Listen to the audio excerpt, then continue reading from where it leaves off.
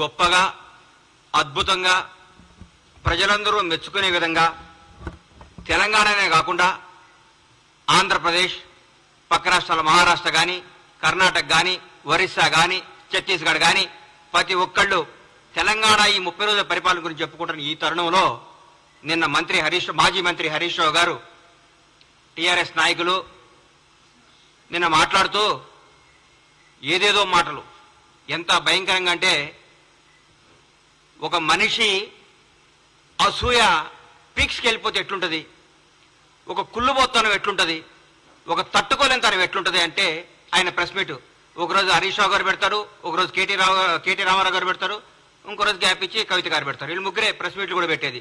ఎందుకంటే టీఆర్ఎస్ నాయకులకు తెలుసు బ్రహ్మాండంగా చేస్తుంది కాంగ్రెస్ ప్రభుత్వం.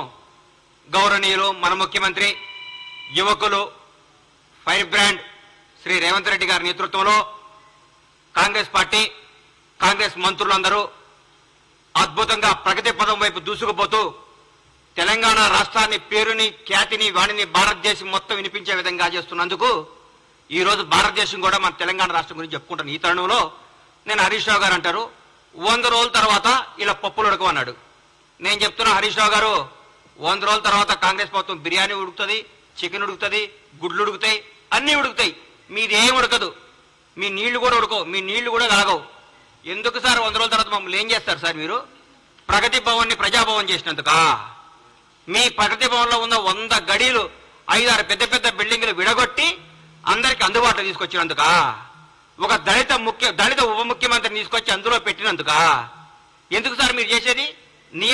నియంతృత్వ పాలనకు పాతరేసి ప్రజాపాలన తీసుకొచ్చినందుకా? మరి మహిళలందరికీ ఫ్రీగా బస్సులు ఇచ్చాం, ఫ్రీ బస్ టికెట్. 8 కోట్ల పైచిలకు ప్రయాణించారు మహిళలు. మాటల విషయం కాదు ఇది. 8 కోట్ల మంది స్త్రీమూర్తులు ఫ్రీగా తెలంగాణ రాష్ట్రంలో టికెట్ లేకుండా. అందరూ అనుకుంటున్నారు నిన్న అన్న ఈ నెల నాకు 1300 మిగిలినాయి, ఈ నెల 1500 మిగిలినాయి, ఈ నెల 1600 మిగిలినాయి, ఈ 1600 తీసుకపోయి చిట్టి కట్టుకుంటా అంది మా ఇంట్లో పాపం మా ఇంట్లో పనిచేసే ఒక అమ్మాయి. నాకు చాలా ఆనందం అనిపించింది. ఇది ప్రజాపాలన అంటే, ఇది ప్రజా ప్రభుత్వం అంటే. 10 లక్షల రూపాయలు మేము ఆరోగ్య బీమా కింద పంపించినందుక మీరు ఏం చేస్తారు సార్? మేము ఏ నిరుగొత్తు లేకుండా, ఏ రికమెండేషన్ లేకుండా నిజాయితీ గారి పరిపాలన అందిస్తున్నందుక, నీతి గల నాయకుల్ని మంచి మంచి ఉద్యోగాలు నియమించినందుక ఏ ఫీలింగ్ లేవు. సమాజం ప్రతి ఒక్క కమ్యూనిటీని తీసుకొని నీతివంతమైన అధికారులంతా నియమించి ముందుకు తీసుకుపోతున్నారు ముఖ్యమంత్రి గారికి రేవంత్ రెడ్డి గారు. మీరు దీనికా సార్ ఎందుకు కుళ్ళుకుంటున్నారు సార్? మీరు నాకు అర్థం కావట్లేదు.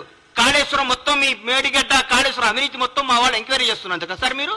మా మంత్రులందరూ మా ముఖ్యమంత్రి గారితో పాటు కొలీగ్స్ అంటే అది బ్యూటీ ఆఫ్ డెమోక్రసీ అంటే చూపిస్తున్నాం కాంగ్రెస్ ప్రభుత్వం.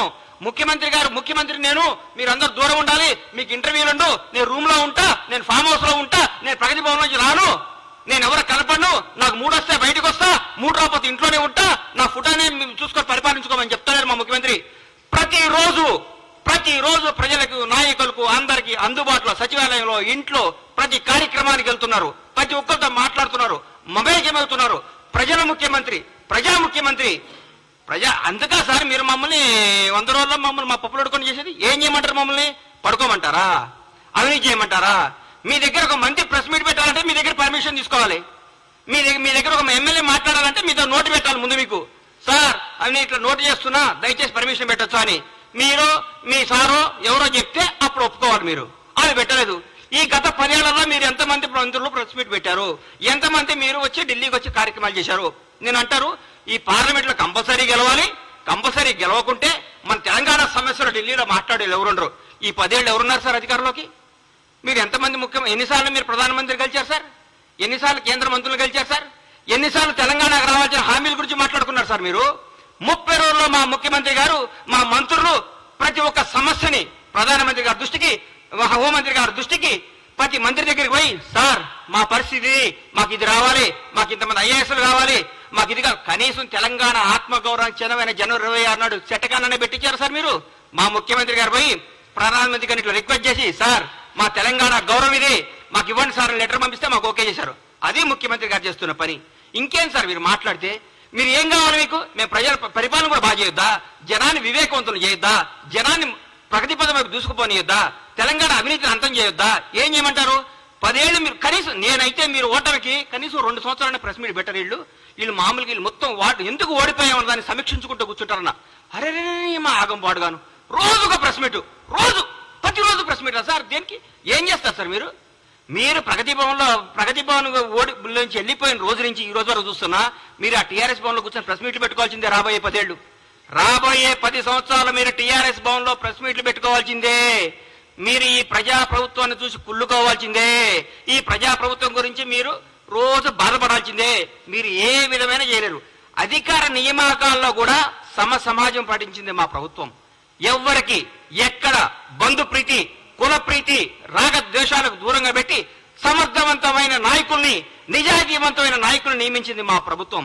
సగర్వంగా చెప్పుకుంటున్నాం. ప్రజల స్వేచ్ఛావాయువు పీల్చుకుంటున్నారు.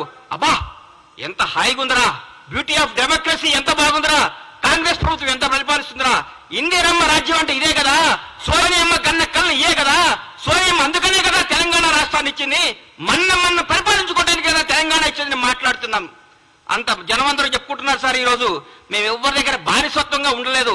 మీ దగ్గర బానిస బతుకురు కదా సార్. 10 సంవత్సరాలు తెలంగాణ ప్రజలందరూ బానిస బతుకుని తెంచుకొని వచ్చారు. హరీష్ అన్న మీరు 10 సంవత్సరాల పాటు మంత్రిగా చేశారు.